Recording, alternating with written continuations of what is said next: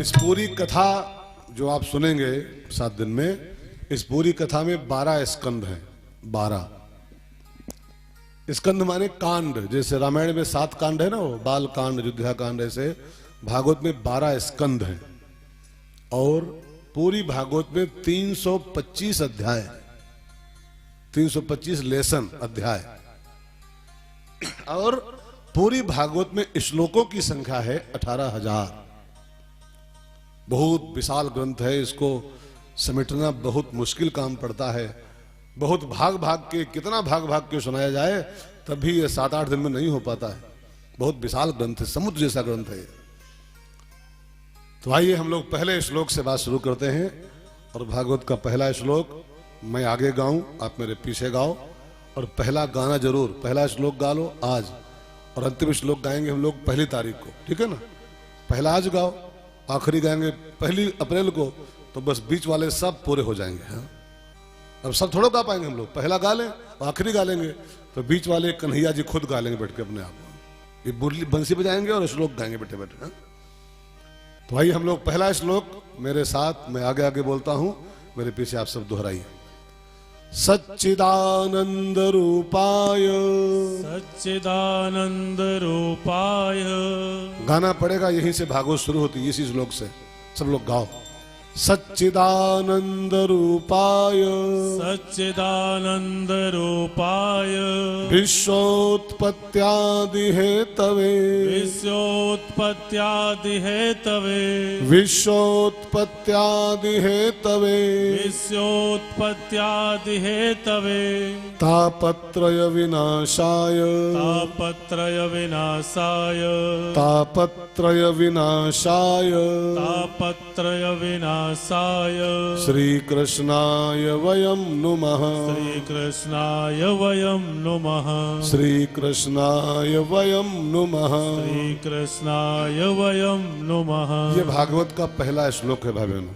इसमें भगवान कृष्ण का परिचय, उनका पावर, उनको प्रणाम। एक श्लोक में 3 काम हुए। भगवान का परिचय हुआ है, भगवान वास्तव में कैसे हैं, क्या हैं, और भगवान का पावर कितना है, क्या करते हैं ये, और भगवान को प्रणाम किया गया है। वयम नुमः माने हम सब प्रणाम करते हैं। तो तीनों बातें जान लो। भगवान का रूप कैसा है, भगवान का पावर कितना है, और तब प्रणाम करो उसको। तो भगवान का रूप कैसा है, पहले रूप जान लो। ये बंसी वाला और धनुहा वाला तो ये सब ठीक है, लेकिन भगवान का रूप वास्तव में कैसा है बहनों भाइयों, तो व्यास जी कहते हैं सच्चिदानंद रूपाय। भगवान का रूप है सच्चिदानंद रूपाय। वो मुरली धरा और मनमोहना और धनुष धरा ये सब ठीक है, लेकिन भगवान का वास्तविक रूप है सच्चिदानंद रूपाय। भगवान सच्चिदानंद रूपी हैं, उनका रूप है सच्चिदानंद। सच्चिदानंद शब्द जो है ना मित्रों, ये 3 शब्दों से मिलकर बनता है। सत प्लस चित प्लस आनंद इज इक्वल टू सच्चिदानंद। सत चित आनंद। सत माने होता है जिसका कभी अंत नहीं होता है, उसको सत कहते हैं। जिसका कभी नाश न हो, जगत का नाश हो जाए, जीव का नाश हो जाए, चंद्रमा और सूरज का नाश हो जाए, लेकिन जिसका कभी नाश नहीं होता है उसको बोलते हैं सत। जो सर्वत्र और हमेशा विद्यमान रहता है। जैसे आप यहां हो तो घर में नहीं हो, ठीक है ना, और घर में हो तो यहां नहीं हो, लेकिन वो यहां भी है, वहां भी है, यहां भी है, यहां भी है, यहां भी है, यहां भी है। वो कौन सा गाना था वो, यहां वहां जहां तहां। देखो आप यहां हो तो वहां नहीं हो। अभी कोई आपसे घर जाए, कोई आपके पूछे कि वो पांडे जी कहां गए, तो क्या उत्तर मिलेगा कि वो भागवत सुने गए हैं भर्रों। भर्रों में है, घर नहीं है, भर्रों गए।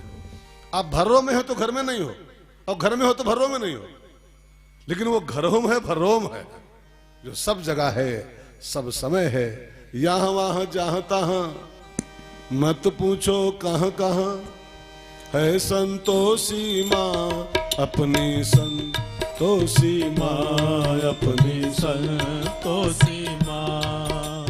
यहाँ वहाँ जहाँ तहाँ मत पूछो कहाँ कहाँ है संतोषी माँ, अपनी संतोषी माँ।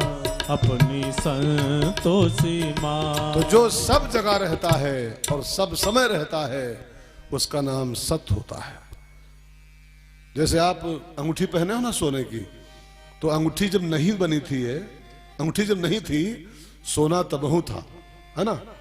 अंगूठी है सोना तब भी है। अंगूठी जब टूट जाएगी गला दी जाएगी तो अंगूठी खत्म हो जाएगी, लेकिन सोना तब भी रहेगा वो। ऐसे परमात्मा ये संसार नहीं था तब भी था, और ये संसार है तब भी है, और संसार एकदम नष्ट हो जाएगा, प्रलय आएगी नष्ट हो जाएगा, लेकिन भगवान तब भी रहेगा। जिसका कभी अंत नहीं होता है, जिसका कभी खात्मा नहीं होता है, उसका नाम होता है सत। और भगवान का पहला रूप है सत, और दूसरा रूप जानते हो क्या भगवान का है?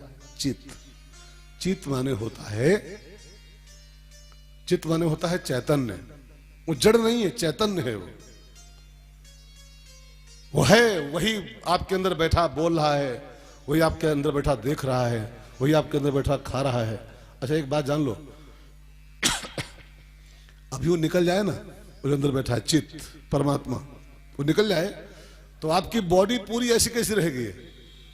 हाथ पांव कुछ कम नहीं पड़ेंगे, लाश के कुछ कम नहीं होता है। आंखें भी होती हैं, पेट भी होता है, मुंह भी होता है, कान भी होते हैं, हाथ भी होते हैं, पांव भी होते हैं, लेकिन लाश चल नहीं सकती है, लाश बोल नहीं सकती है, लाश देख नहीं सकती है, लाश खा नहीं सकती है, लाश हिल नहीं सकती है, लाश सांस नहीं ले सकती है। अब देखो सब कुछ है, लेकिन वही चला गया खाली बस अंदर से, वो चला गया तो अब ये जड़ हो गया। अब ये चैतन्य जो कहलाता है, ये चैतन्य नहीं है, ये उसकी वजह से चित्त है, ये चैतन्य है। वो अंदर बैठा है तो आप चल रहे हो, वो अंदर बैठा है तो आप देख रहे हो, वो अंदर बैठा है तो आप खाना खा रहे हो, वो अंदर बैठा है तो आप हाथ हिला रहे हो, वो अंदर बैठा है तो आप गाना गा रहे हो। वो निकल जाए फिर मुर्दे से कहो गाना गाओ, गा पाएगा? डेड बॉडी फिर गा पाएगी? डेड बॉडी उसको लाख रुपया दो कि लाश महारानी तुमको हम 10 लाख का चेक देंगे, भजन सुनाओ। सुनाएगी भजन लाश आपको? वो भजन आप नहीं गा रहे हो, अंदर बैठा कोई चित्त तत्व जो है वही सब कर रहा है। उसके निकलते ही आप जड़ हो जाओगे, उसके निकलते ही सब कुछ जड़ है।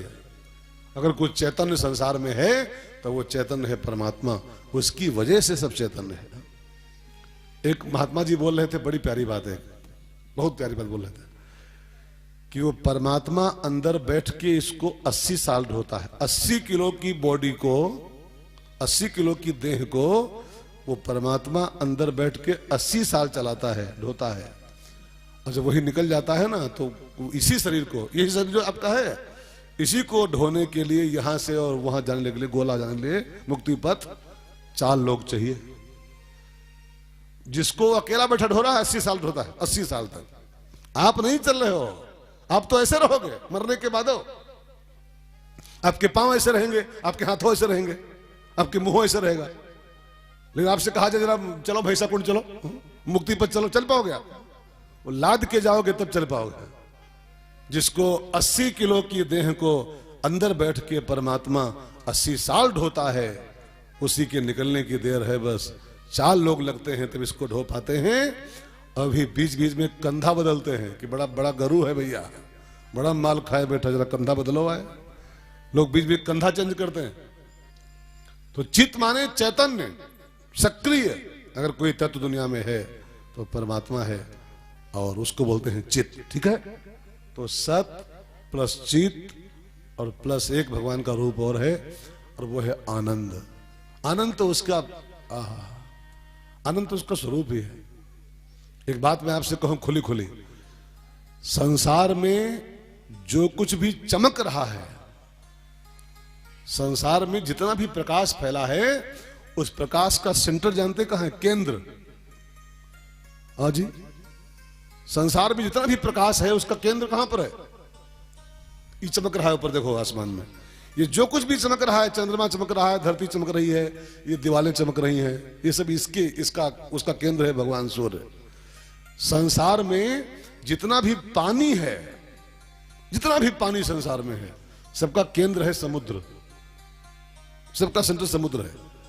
ऐसे ही ध्यान दे के सुनिएगा, संसार में जितना भी आनंद है, जहां कहीं को थोड़ा बहुत सुख आनंद दिखाई पड़ रहा है, वो सारे आनंद का जो सेंटर है, केंद्र है, वो है परमात्मा। वो सब आनंद परमात्मा से हमको मिलता है।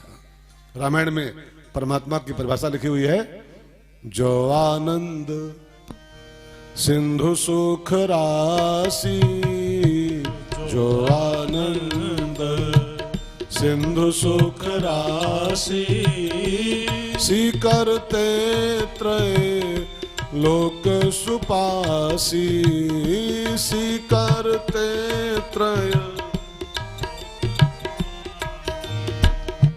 सो सुख धाम राम अस नामा, सो सुख धाम राम अस नामा, अखिल लोक दायक विश्रामा, अखिल लोक दायक विश्रामा। परमात्मा खाली ठाकुर जी नहीं है, आनंद सिंधु। जैसे संसार के हर पानी का केंद्र समुद्र है, ऐसे संसार के संपूर्ण आनंद का जो केंद्र है वो परमात्मा है। तो भगवान के तीन रूप हैं, सत, चित और आनंद। तब उनका नाम पड़ गया है सच्चिदानंद रूपाय। बोलो सच्चिदानंद भगवान की जय। खाली ऐसे उनका नाम नहीं सदानंद, उनका रूप ये है, नाम नहीं है कि बोलो सच्चिदानंद भगवान की जय। उनका नाम तो राम और कृष्ण है, उनका रूप ये है सच्चिदानंद रूपाय। ठीक है, बात समझ में आ रही? कठिन तो नहीं पड़ रहा है? कठिन तो